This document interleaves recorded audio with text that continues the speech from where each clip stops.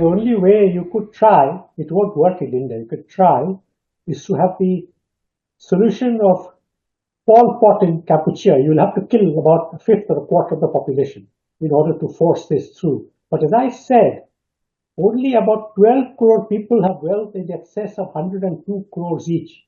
But almost all of this is invested in their businesses.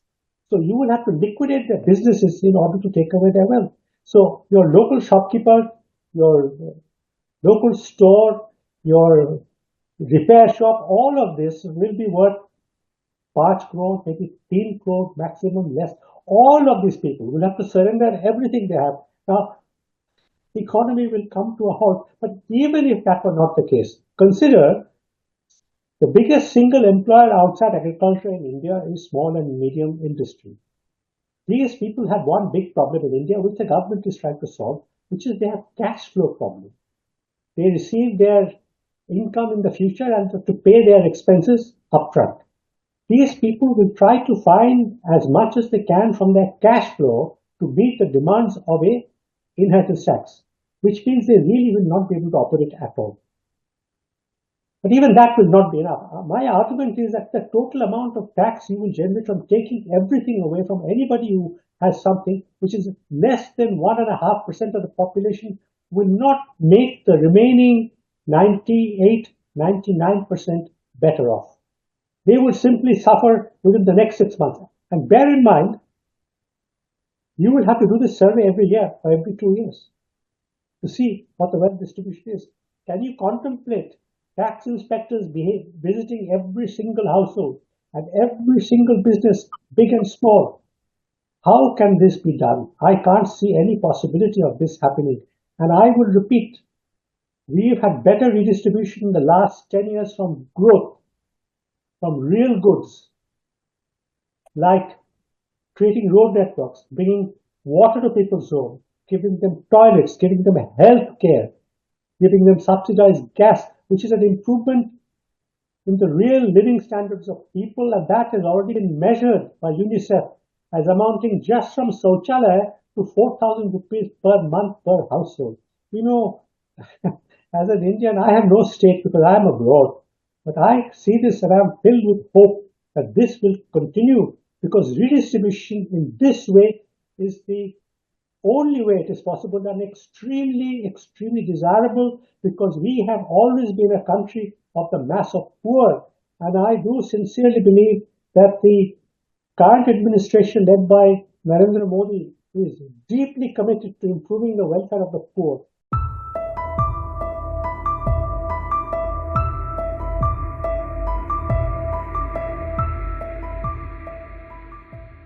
First of all, USA में तो inheritance tax है नहीं. They don't have inheritance tax.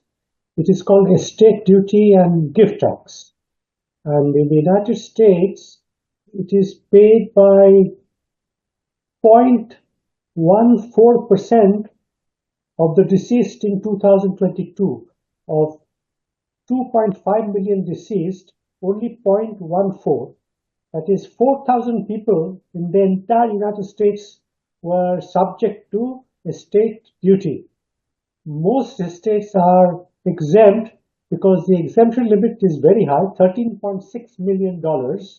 And also the big estates, the really wealthy, have their money in trust. So the US example is not a good analogy for India at all. The issue is like this. Punar Vibhajan, redistribution is something which takes place in all economies, all societies. In fact, Bharat में जो 10 साल में redistribution हुआ, it hasn't happened in 1,000 years.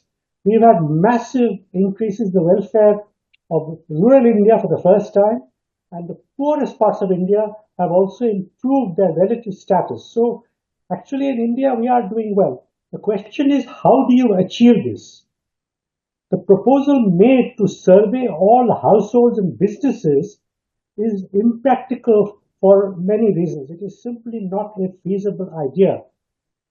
In India, 2.4% or a little bit less people pay income tax, that is personal tax. Of that group, I think not more than 1.2 million, maybe a little bit more, have personal assets which are mainly in their own residence. 77% of all household wealth is in residence, 7% in gold and durables like motorcycle, pankha, almari. So you have to survey all of this and take it away from them. Put all these people in the street if you want to have equality. But the total amount of money you will generate from this very small number compared to the rest of India will be very, very small. Now, if you take two groups of wealthy people in India, there are 12 crore people in India who have wealth of more than 100 crores, 102 crores from the data I'm seeing. Most of this wealth is tied up in their businesses. So in order for them to be forced to surrender, you have to close their businesses down. And that means the following year, there will be economic chaos. People will not have jobs, there will be starvation. So really, this will not be a sensible thing to do. The very rich, that is the Ambanis, the Adanis, the Mahindra, the Tatas, and I presume not more than 500 or less of the very rich, the billionaire class, they will emigrate from India to Dubai. Most Indian millionaires who have been leaving the country have gone to Dubai, 70% in fact, because Dubai has no income tax. And they will re-register their businesses in UAE, which means India will only be able to collect corporate taxes from them because their business will remain in India. So there will be a huge loss of wealth to India. Now, if you think about other countries, Sweden used to have a very significant inheritance tax, and Sweden is one of the highest tax countries in the world in history.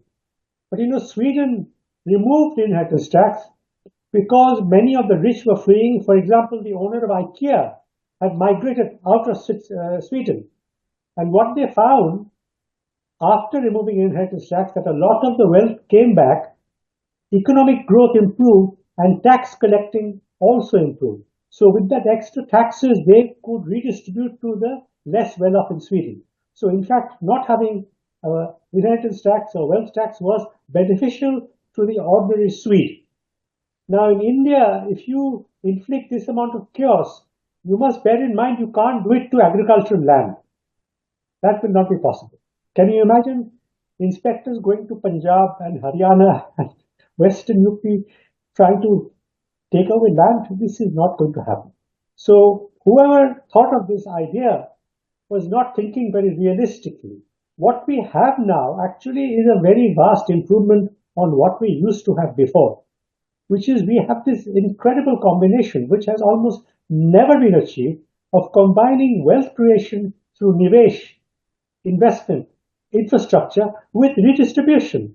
Redistribution is taking place in India, but we have managed for the first time to combine it with significant investment in future growth. So even if you were to gain something from this not very sensible idea, you are going to be taking away from your children and grandchildren. Really, nobody who wants to do this is a friend of India. And besides, there will be so much urban unrest because much of this residential wealth will be in cities and towns.